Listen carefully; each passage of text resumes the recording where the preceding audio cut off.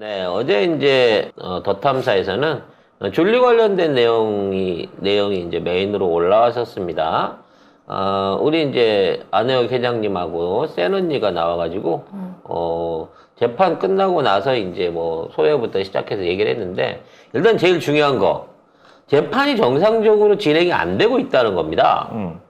이게 작년 9월 달에 기소가 됐는데 지금 이제 5차 공판인데, 네. 5차 공판까지 이제 4차를 쓴 게 5번째 공판을 남기고 있는데, 어저께도 공판 판사하고 배석 판사 교체를 하겠다 그래갖고 그냥 가갖고 출석만 하고 바로 끝난 거예요.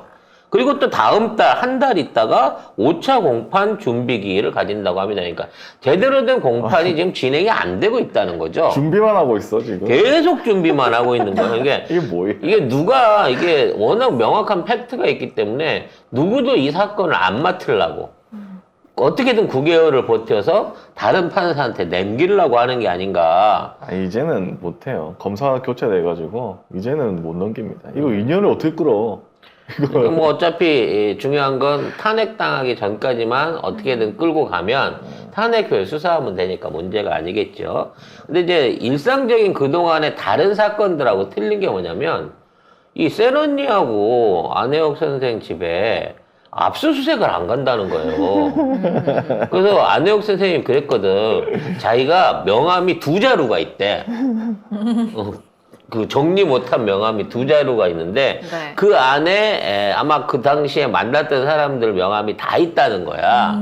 그래서 이번에 갖고 가서 걔들이 좀 정리를 해줬으면 좋겠는데, 누구 있는지 정리를 하고 이 사람들 연락해갖고 임명록을 좀 쫙 빼줬으면 좋겠는데, 수색이 안 나온다는 거야. 제발 압수를 좀 해가라. 그러니까 제발 와서 압수수색 좀 해가라 그러는데, 압수수색이 전혀 안 나오고 있다는 게 문제인 거죠. 그 뭐 하시는 말씀 중에 뭐 그 중에는 뭐 검사 명함도 있고 55 그러니까. 클럽도 있고 막 그러시더라고요. 아니 뭐 말 들어보니까 뭐 대장동 그거 관련해서 단도리 친 검사부터 시작해갖고 다 있는 거야. 이게 르네상스 왔다 갔다 하면 그 사람들을 다 만난다는 거예요. 그렇죠. 결과적으로. 그래서 아지트였다는 거지. 이야. 그거 나올까봐. 그거 압수수색했다가 나오면 어떡해? 아니 압수수색해서 없애야 될 텐데 그러면? 아니 압수수색해서 갖고 가면 네. 없앴으면 변호사랑 같이 거기 물건을 넘겨주기 때문에 그 물건을 일일이 다 네. 말하자면 기록을 해야 돼요. 그래서 명함이 2자루잖아? 앉은 자리에서 다 명함이 숫자 세야 돼. 몇 장 갖고 갔는지. 그거 할 때 55 클럽 나오면 어떡하냐고. 안 되지. 그거. 그러니까 검찰이. 이게 무서워서 수색을 안 하고 재판을 하고 있는 거예요. 뭐 이따위 재판이 다 있냐고. 그래서 지금 이와 관련된 어제 더 탐사에 나오진 않았습니다만, 이와 관련된 공판 기록을 김건희가 직접 봤다라고 하는 얘기가 있어요. 그러니까 그 진행 과정에 대한 조사서를 봤다는 거야. 근데 이게 이제 피고 당사자 모르게, 피의자 모르게 이거를 이제 누구한테 기록이라든지 자료들을 넘겨주게 되면 이거를 이제 그 기록으로 보내줘야 돼. 문서로 누구누구한테 이 자료를 보여줬다, 복사해줬다라고 해줘야 되는 거거든. 근데 안혜옥 회장님 말이 이게 2번이 왔대요. 공문서가. 무슨 얘기냐면, 재판을 하고 있는데 들어와 있는 조서를 복사를 해갔다. 그래서 그게 김건희가 아닐까 생각한다. 라고 생각을 했는데, 이게 복사해 갔다고 하는 조서가 2번이 왔다는 거야. 그것도 한 달 간격을 두고.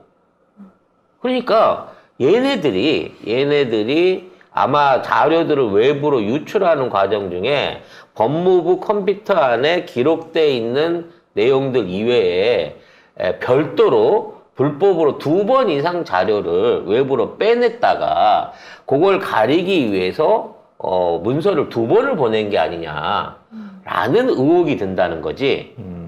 그래서 제가 실물을 한번 봤어요. 2번째 왔다고 하는 수색영장, 이제 발부했다고 나가는 확인 서면을 봤는데 이거 보니까 서류가 찢어져 있어. 어머. 그거를 스카치 테이프로 붙였어. 예? 그래갖고 그거를 보냈는데 봉투를 보니까 원래 이런 공문서들은 다 우체국 통해갖고 등기로 와야 되잖아. 그렇죠. 택배로 왔어. 어? 이게 뭘까? 그래서 내가 잘 보관하고 계시라 그랬거든. 나중에 이것도 중요한 자료가 된다고.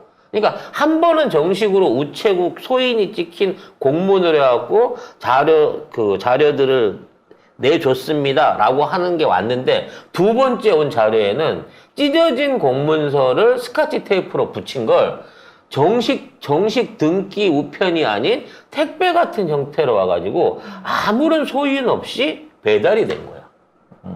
그러니까 뭔가 지금 이거에 대한 기록들을 보고 있는 세력들이 한두 군데가 아닌 것 같다는 느낌이 들어요.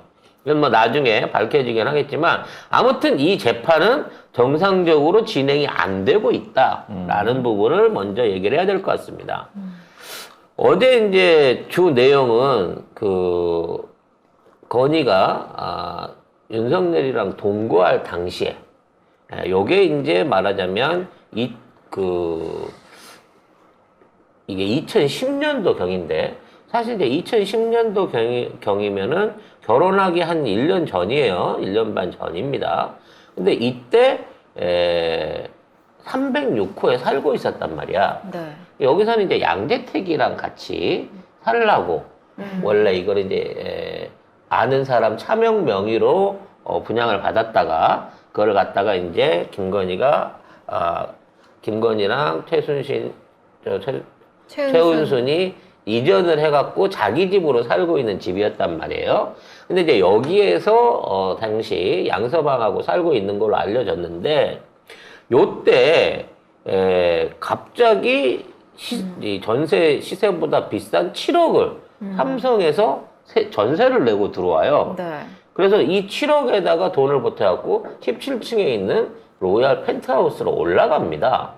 근데 그 집을 갖다가 삼성에 있는 외국인 기술자가 와서 살았다고 하는데 전혀 살았던 근거가 없어. 흔적이 있나? 흔적이 없어. 그래서 결국은 입주자 없이 그냥 집을 두 채를 만들어 가지고 17층과 3층을 오르락 내리락 하면서 살았다는 거죠. 아이 그거는 송 작가님 내피셜이죠. 아니 왜냐면 이제 두 집을 동시에 살았을 가능성이 있다는 거예요. 그렇죠. 살았을 그분들 내피셜이지. 왜 내 내피셜이야? 그분들 내피셜이에요. 예, 그분들. 송 작가님 들으신 거니까 그냥. 그래서 지금도 이제 이 관저에 들어가기 전에 그쪽에 살았는데 이 17층하고 이 3층이 건물이 분리돼 있어요. 따로 있다고. 네. 근데 항상 김건희는 3층 쪽에서 주로 거주를 했고 이 대통령 당선 후의 얘기입니다. 그 다음에 경호원들이랑 이 있는 사람들은 17층 쪽에다가 차를 대고 있었다. 그래서 두 사람이 다른 집으로 들어갔다는 거예요. 근데 이게 한 아파트 라인 안에서 같은 엘리베이터 오르내리고 아닌 거면 사실상 별거를 하고 있는 거잖아. 그래서 2010년도에 결혼하기 전부터 이 둘 관계가 동거 관계였거나 또는 주말 부부 관계였을 가능성이 높다는 거지. 그분들 말이. 아니 법적인 부분은 아니고. 그렇지. 법적인 부분은 아니고. 거의 이제 주중에는 우리 양서방이랑 있다가 주말에 집에 오면 우리 또 윤서방이랑 같이 그런 의혹이 있다라고 생각을 하시더라고. 나는 더러워서 그런 생각을 못 해요. 그러면은 저는 진짜 상식적인 사람으로서 합리적인 의심이 드네요. 주중과 주말이 다른데 그 상대편들은 그 사실을 알고 다 받아들인 상태에서 그런 삶을 살아가는. 왜 주중과 주말이 다르다고만 생각하지? 매 요일이 달랐을 수도 있어? 그렇게 피곤한 삶을 산다고요? 그럼. 왜냐면 그 안에 방이 20개였다고 하잖아. 집이 20채라고. 20채가 그 안에 있었다고 하잖아. 헐. 삼성이 관리하는. 관리하는 집들이. 야, 일주일에 20채를 돌려면 하루에 3집씩 돌아야 돼? 하루에? 아니 이제 말하자면 그분들 에피셜이 그렇다는 거지. 옛날에 후궁 거느리던 왕도 그렇게는 안 했는데. 야, 왕이 20명이 후궁 하나를 거느린 거야 이거는. 정말. 근데 뭐야. 아주 이제 들어와서 상상이 잘 안 되는데 물론 혼자 뛰었겠습니까? 네, 일반미들이 있었겠죠. 근데 이제 중요한 것은 이렇게 나눠져 있는 이 상태에서 우리 정대택 씨가 우연히 윤석열이 거기를 드나든다라는 거를 알고 17층에다가 등기를 보낸 거예요. 오. 그러니까 거기 있는 윤석열이가 자연스럽게 등기를 받아버린 거지. 그렇죠. 이렇게 됨으로 인해 갖고 이게 사실상에 산다 거기. 아니 살기로 하는 거지만 지 돈 내고 산 게 아니잖아. 그러니까 이게 사실상의 주거형 뇌물이 아니냐라는 의혹이 생긴 거고 이걸 통해서 고발이 들어간 거예요. 그래서 이거를 무마하기 위해서 결국은 나중에 가서 이제 징계를 모면하기 위해서 결혼이라고 하는 초강수를 쓸 수밖에 없었고 그러다 보니까 양서방을 갈아치우고 KBS랑 잘 되려고 했던 건의는 정말 억지 춘향으로 떠밀려 가지고 결혼식을 올리게 된 게 아니냐. 결국 이 모든 그 아름다운 인연의 중심에 정대택 씨의 고소고발이 있었다는 거지. 그럼에도 불구하고 님께서 2차 결혼식이라고 하셨는데 이게 2차인지 몇 차인지는 모릅니다. 1차는 안혜영 회장님이 참석하셨다고 하셨고 이게 과연 이게 2차인가? 그거는 모르죠. 아니 뭐 1차는 저기 의사랑 한 거니까 상관없는 거지만 어찌 됐거나 이러한 연결고리 안에 제일 중요한 거 그러면 윤석열 검사가 당시에 이 사건을 무마하기 위해서 결혼까지 해가면서 무마를 했는데 징계를 받은 사유는 뭐냐 이 말인 거지. 그래서 법무부에 징계 사유에 대한 자료 열람을 요구했으나 그거는 개인의 신상 비밀이기 때문에 못 알려준다라고 법무부에 이걸 안 보고 있다는 거야. 그렇죠. 근데 이와 관련한 내용을 짐작해 볼 수 있는 게 황교안의 대정부 질문에서 얘기가 있어요. 당시에 그때 이제 윤석열을 깔라 그랬겠지. 윤석열에 관련된 내용을 국민의당 의원이 물어봤을 때 지금 윤석열 징계받고 좌천된 거 아니냐? 그것 때문에 된 거 아니냐라고 얘기를 했을 때 지금 말하는 사안으로 좌천된 게 아니고 그러니까 쉽게 말해 청와대 수사 때문에 좌천된 게 아니고 그 이후에 부적절한 일들이 있었다라고 얘기를 한다는 거야. 그러면 황교안이 당시 검찰총장에 있었을 때 그 자료를 봤다는 얘기잖아. 뭐 때문에 좌천했는지. 국무총리 시절이니까. 네. 그거를 아니, 봤다는 이게 거죠. 네. 그거를 봤다는 시점이 국무총리 그 증언 시점이 국무총리인 거고 이 서류를 보려면 저 사람이 검찰총장에 있을 때 저걸 본 거야. 아니, 법무부 장관에 있을 때. 그러니까 황교안이 법무부 황교안 장관일 장관이 때. 법무부 장관일 때 윤석열에 대한 징계 서류를 확인을 했고 그 징계 서류를 확인한 결과 그것 때문에 징계를 처먹은 게 아니라는 거지. 결국은 이 집을 얻어서 거기서 살고 있었던 것 자체가 직무적인 뇌물이기 때문에 이게 좌천을 당한 게 아니냐, 징계를 1개월을 먹고 좌천을 당한 게 아니냐라는 의혹을 얘기하는 거예요. 그걸 확인한 법무부가 까주면 돼. 근데 징계 내용에 대해서 공개를 안 하겠다로 버티고 있다는 거지.